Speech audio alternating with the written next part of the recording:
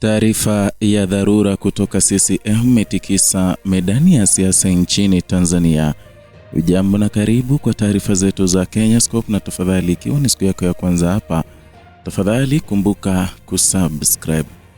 Msisitizo mzito umetolewa na uongozi wa juu wa chama tawala kwamba hakuna kundi, mkusanyiko au mtu binafsi anayeweza kuwa juu ya mamlaka ya kikatiba ya tume ya uchaguzi, na katika hatua inayotafsiriwa kama ujumbe wa wazi wa kulinda utaratibu wa kisheria na kuimarisha utulivu wa kisiasa nchini Tanzania. Kauli hiyo imekuja wakati ambapo mjadala kuhusu demokrasia, ushindani wa kisiasa na mamlaka ya taasisi za uchaguzi ukiendelea kuwa sehemu muhimu ya mijadala ya kitaifa.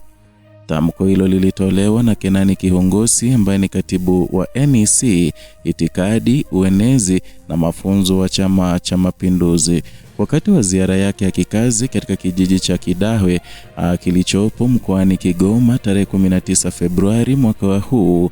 Ziara hii ilikuwa sehemu ya mpango mpana wa chama hicho kuimarisha msingi ya itikadi, kutoa elimu ya kisiasa na kusisitiza umuhimu wa kuheshimu taasisi za dola zinazohusika na usimamizi wa demokrasia.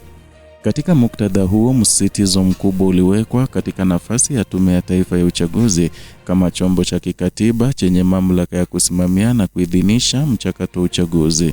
Ujumbe uliotolewa ulielekeza wazi kuwa mfumo wa kikatiba wa nchi unatambua mihimili mitatu mikuu ambayo ni serikali, bunge na mahakama, na kwamba mihimili hiyo inafanya kazi kwa mujibu wa majukumu yake bila kuingiliwa na makundi au shinikizo zisizo za kisheria.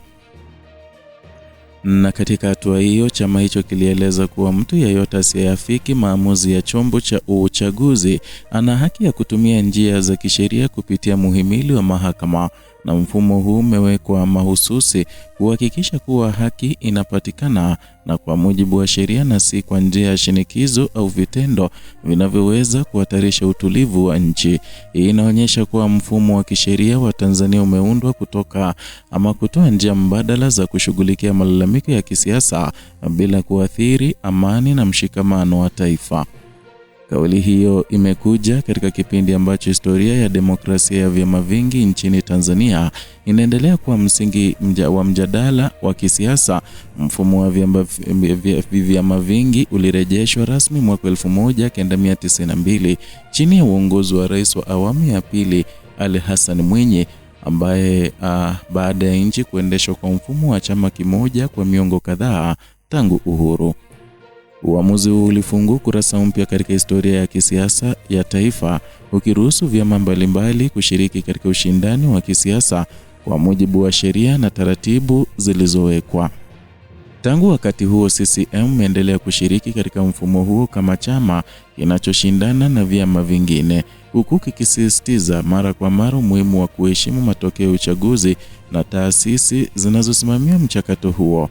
Msisitizo huu umeendelea kuwa sehemu ya sera na mafunzo ya chama hicho kwa wanachama wake, hasa kupitia idara yake ya itikadi, uenezi na mafunzo, ambayo ina jukumu la kuhakikisha wanachama wanaelewa historia, misingi na mwelekeo wa chama. Katika ziara yake Kigoma, Kihongosi aliweka wazi kuwa mfumo wa vyama vingi unaambatana na dhana ya ushindi na kushindwa, hali ambayo ni sehemu ya kawaida ya ushindani wa demokrasia, na alisisitiza kuwa ni muhimu kwa wanachama na wananchi kwa ujumla kuelewa kwamba matokeo ya uchaguzi yanapaswa kuheshimiwa kwa mujibu wa sheria, na kwamba taasisi zilizoundwa kikatiba zina mamlaka ya mwisho katika kuthibitisha matokeo hayo.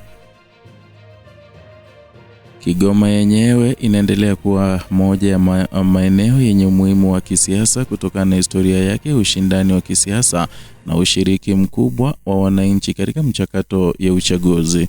Mkoa huo ulioko magharibi mwa Tanzania umekuwa ukishuhudia kampeni za kisiasa zenye ushindani mkubwa, na ni jambo ambalo limeufanya kuwa sehemu muhimu katika ramani ya siasa za nchi.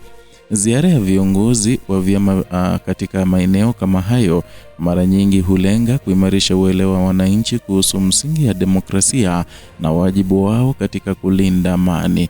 Kauli ya kiongozi pia alisitiza nidhamu ya ndani ya chama, akieleza kuwa hakuna mtu aliye juu ya chama chenyewe.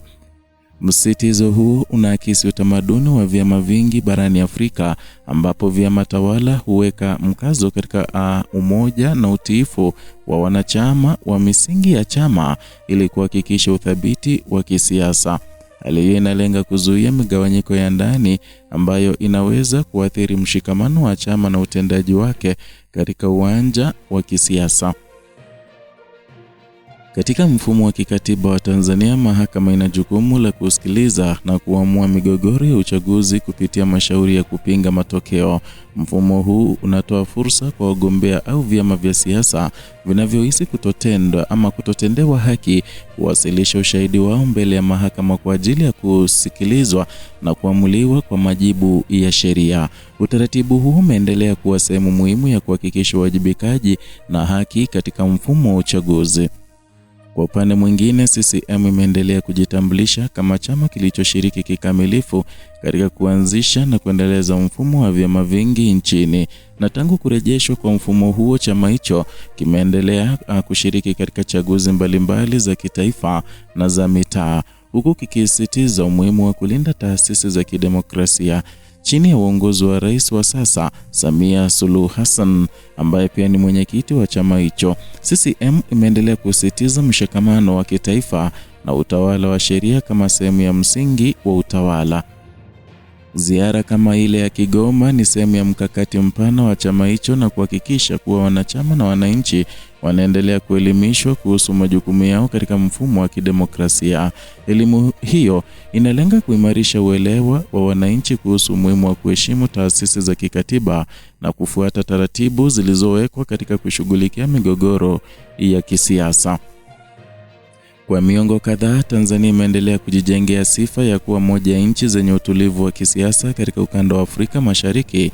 Utulivu huu umechangiwa na uwepo wa taasisi zinazofanya kazi kwa mujibu wa sheria na utamaduni wa kuheshimu taratibu za kikatiba. Mfumo wa kushughulikia migogoro kupitia mahakama badala ya njia zisizo za kisheria umeendelea kuwa sehemu muhimu ya kulinda amani ya taifa. Na katika mazingira hayo, kauli ya kiongozi inaonekana kulenga kuimarisha imani ya wananchi katika taasisi za uchaguzi na mfumo wa sheria. Ujumbe huo pia unasisitiza umuhimu wa kuheshimu mipaka ya mamlaka ya kila taasisi ili kuhakikisha kuwa demokrasia inaendelea kufanya kazi kwa ufanisi.